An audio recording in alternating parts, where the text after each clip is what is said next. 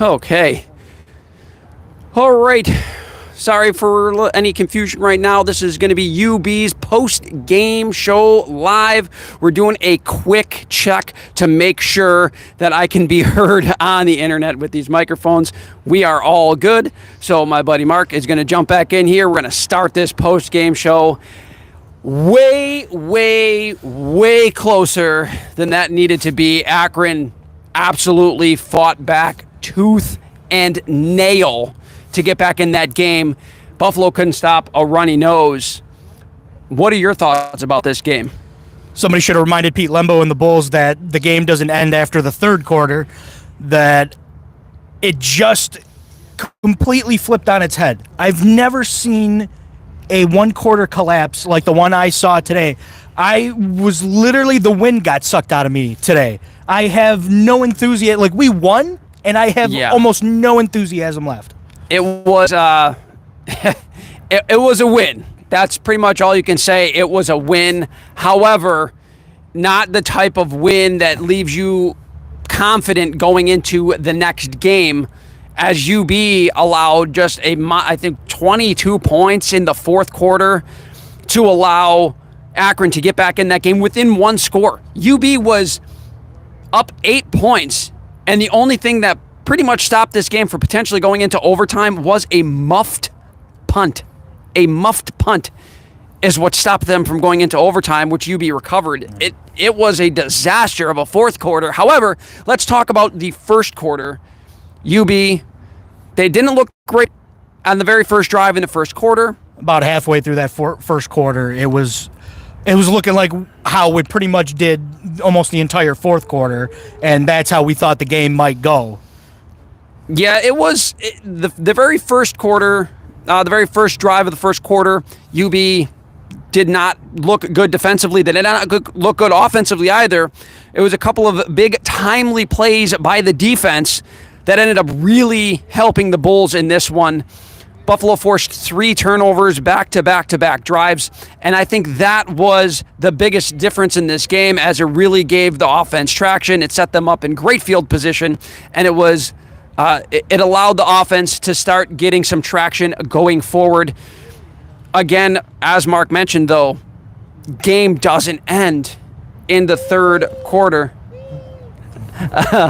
But, a lot of good things in this game, a lot of bad things in this game. What are some of the, let's talk about some of the good things in this game first. Well, they were relatively dominant between the end of the first quarter. Probably about midway through the first quarter. Yeah, like in the middle of this game, they were how you would expect them to look against a bad team like Akron. And that's the thing. It's not like anybody's really that bad in the MAC. There's just, you've heard Pete Lembo talk about it all the time. Parity. There's just parity. Probably more this year than ever, but there's a ton of parity. Which is again why you don't ever take your foot off the gas when you're going against a conference opponent. But what are some of the other positive things that we're going to stay with the positive things for now? We're going to talk about. Give me some positive things that you take away. CJ Agbana had a very balanced game today. Through the air and on the ground. Yes, he was very effective. Henderson, did he hit 100 yards? Henderson was painfully close to 100 yards. He was 5 yards away at the last time I looked. Like the third time, maybe 100 to 100 and a couple yards, but very strong game from him as well.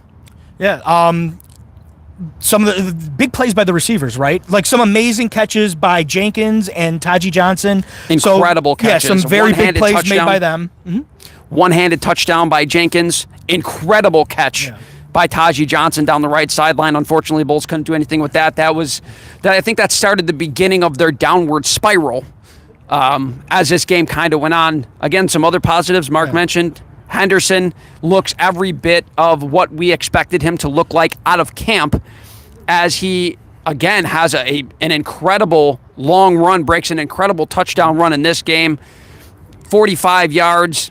Looked like he would go. I think he went over 100 yards in a touchdown. Bulls capitalized on their opportunities. All wide receivers look like they're much improved and continue to improve as the season goes on. That is a big thing, and I think that could help propel them eventually to a bowl game. Yeah, on the other side of the ball, Kobe Stewart with very much what looked like a MAC defensive player of the week of the week kind of performance. Multiple. I think he led the team in tackles today. Multiple sacks. He led the team in tackles for loss, sacks. I think Old Reliable ended up with the most tackles in that game, and Sean Dolak. He was painfully close to his third interception of this year. The ball goes right through his hands, is what it appeared from where we were sitting. And that was the drive that kind of busted things open that was the momentum shifter. Bust things open, yes. On that drive, yeah. However, again, Old Reliable, double-digit tackles once again, leading the nation once again in tackles. Came up with some big plays, coming across the field, making tackles, denying first downs. Defense came up big on multiple fourth down plays in this game to stop Akron. I think that gave them a bunch of momentum. But again, we go back to the negatives, and we talk about the negatives real quick before we just do a quick wrap-up, before we head back onto the road again, is you could see them take their foot off the gas in the fourth quarter. Yeah. And it was very noticeable by just their play calling. Very conservative play calling. That's coming out of the fourth quarter. On Lembo. I mean, and staff. Well, again, so who's making the call there, right? I'm gonna put it on Lembo. That at some point he goes, all right, we've got this game in the bag. Let's try to run the clock out and call it a day. Honestly, again, I understand that philosophy to an extent. But I would say that's more of like what you would do with 5 minutes left in the game. Yes. And you basically have control over you don't do that with a whole quarter of game left. Of Mid-American Conference game left where anything can happen. We just talked about the parity of this conference, and it was on display in the UB game as they were able to come all the way back and make it a one-score game in this game. They made it a one-score game. And UB had just nothing offensively. They had no answers on defense. That is the parity of the Mid-American Conference. For all you momentum truthers out there, if you know anyone that's a momentum denier, please show them this game.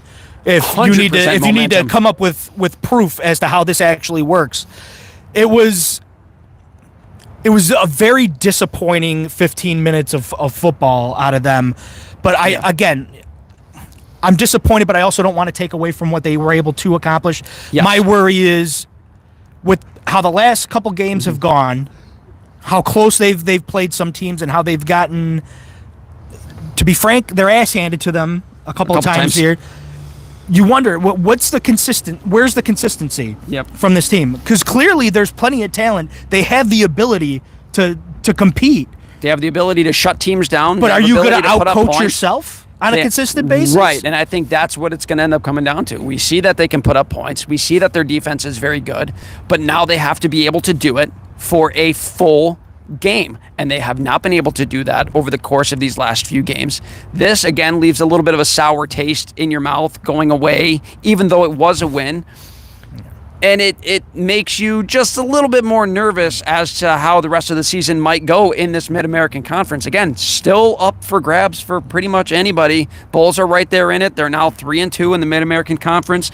Their name is, their hat is still in the ring to potentially be one of the top two teams and go to Detroit for the MAC championship. 2 games out of another bowl appearance. It is a long shot. They are 1 game away from being bowl eligible. Yeah. You always want that 7th win so that they don't have to come down to potentially not making a bowl game. And this would be the 8th time they've done this in program history. The 8th time in program history that the Bulls got to bowl eligibility. The only coach that had more than 1 bowl appearance was, of course, our beloved Lance Leipold, who is having a very tough season down in Kansas right now. But nevertheless, probably the best coach, and I think that Pete Lembo, even though they have not looked well the last couple of games, has this team still going in a very, very positive direction, and I still do believe that going forward, the Bulls pretty much have everything that we could have asked for so far this season. You got anything to wrap this up with? Yeah, despite what happened today, overall, the way the season's gone, surpassed the expectations that we had. 100%. Yeah, so if you want to hang your hat on anything, they've surpassed any expectations that you would have thought a transitioning program would have. Yes. You know, if they make it to a bowl game and Pete Lembo's first go around here, you know, taking over for Mo Linguist, that's a win. I'll take that. I would take that as a massive success. As I said earlier, that I really didn't. I hoped for 4 wins, and if I got 4 wins, I'd be very, very happy. And we are now at 5 wins on the season, and looking at a bowl game in the face. We're looking at potentially being in the running for a MAC championship appearance. Realistically, the takeaways from this is it was a very difficult game. However, I still think the positives, the fact that they were negatives, able to close it out and win that game, outweigh the negatives. Buffalo's still headed in the right direction. And I think that even though we have averted catastrophe, it was almost a catastrophe, we have averted that catastrophe. And UB will definitely look to build on that next week. I think that's pretty much going to wrap it up here from Akron. We are doing live post-game, of course, from the parking lot of Akron in Infocision Stadium. By the way, before we go, Infocision Stadium, everything I want UBs to be. Yeah. Everything I want UB Stadium to be. Yeah, it was. Listen, I actually feel bad. I don't know if the people here in Akron realize what they have, because it's gorgeous. Not enough people are showing up to Akron football, and today was a senior / homecoming. I think today was senior day for sure, and I don't know that they had maybe 10,000 people here. You know, 1,000 of them Bulls fans. I don't know if there's any Akron people watching. But come out, support the. Come out. You have a great stadium. Come out and enjoy it. It was a beautiful day. Way more people should be here. Should be here. I know I'm going to be taking like this. Mark Allnut. Hey, do you watch? If you do, have you been here? It's this is the blueprint. This is tremendous. This is the blueprint. This is everything we want in a stadium in Buffalo. If we could switch the stadiums, I would in a heartbeat. It is a beautiful stadium. And you know what? A beautiful scoreboard. One that we are finally getting after years and years of complaining. We're finally getting us a new scoreboard. All I can say is thank goodness, because coming here, I was incredibly jealous. Looking at that, I was so used to not looking at the scoreboard that I wasn't watching replays on their big, beautiful, amazing scoreboard that they have here at Infocision Stadium. He was too busy dancing. I was dancing. I did dance a lot. But we were winning at the time, so there was, at the time we were dancing. We were winning 38-7, and then the dancing stopped as the points started to get scored more and more against UB, unfortunately. However, again, we come out with a win. 1 game away from bowl eligibility, and overall, the positivity of this season continues. That's going to do it here from Akron. I appreciate you guys watching. As always, remember to like, subscribe, and hit that notification bell so you guys never miss a video, because we not only talk UB, but we talk Sabres and Bills as well. And we're trying to do more and more of these things, so the more interest we get, the more we can do, the more we can convince our wives that people watch, and we can go out and do these things. So please like, subscribe, hit that notification bell, and support the channel, guys. As always, thanks for watching. Have a fantastic week. Go Bulls. Go Bulls. Oh. If I could turn it off.